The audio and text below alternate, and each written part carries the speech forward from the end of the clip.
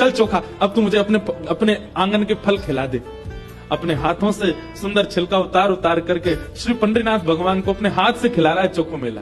भगवान ने 2-3 केला पाए और 2-3 केला पाने के बाद में भगवान बोले, ए चोखा सुन, अब मत खिला, अब बाकी के जितने बचे हैं ये सब मेरी पीताम्बरी में बांध दे।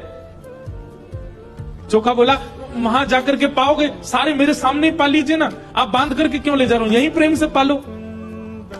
पंडरीनाथ भगवान बोले, अरे मैंने अपना तो पा लिया, ये बाकी के तो मैं पंढरपुर में रुक्मणी जी बैठी हैं, वो भी भूखी हैं, उनके लिए ले जा रहा हूं, उनको जाके मैं पवा दूंगा। आज चोखा तेरे ऊपर इतना प्रहार किया ना सबने, तेरे ऊपर इतना अत्याचार किया सबने, इसलिए मैंने और रुक्मणी जी ने आज भोजन ही नहीं किया, हम दोनों भूखे हैं। अब मैंने तो पा लिया, अभी रुक्मणी जी के लिए ले जाऊंगा। भगवान अपनी पीताम्बरी में केले बांध करके पंढरपुर आ गए। पंढरपुर में आकर के रुक्मणी जी को पवाया।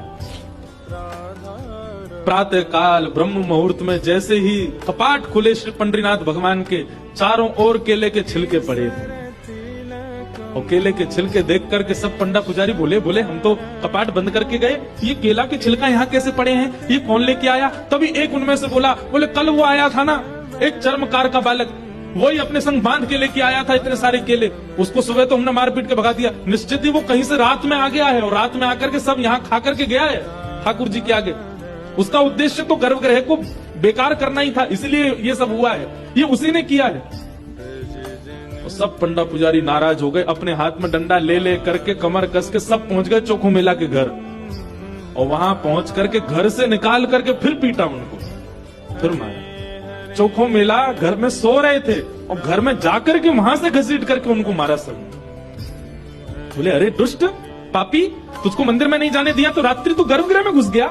चोखो मेला पिटते रहे, नेत्रों से आंसू बहाते रहे, जय हो पंडरीनाथ, कैसी लीला करते हो, सुबह पिटवाते हो, रात में आकर के खा जाते हो मेरे हाथ से। लेकिन अब की बार श्री पंडरीनाथ नाराज हो गए।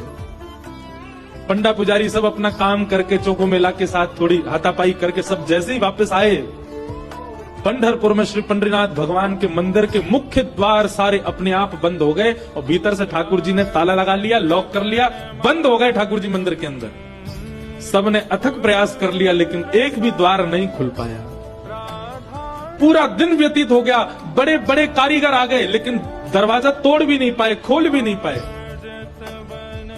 तब अंत में सबको लगा हमने कोई अपराध किया है। चारों ओर पंडा पुजारी और बड़े बड़े वेदज्ञ, बड़े बड़े मनीषी सब बैठ गए, हाथ जोड़ करके पंडरीनाथ भगवान की स्तुति गाने लगे। बोले, नाथ हमसे कोई अपराध हुआ तो आप हमें बताएं, दंड दे दें, लेकिन इस प्रकार नाराज होकर मत बैठो।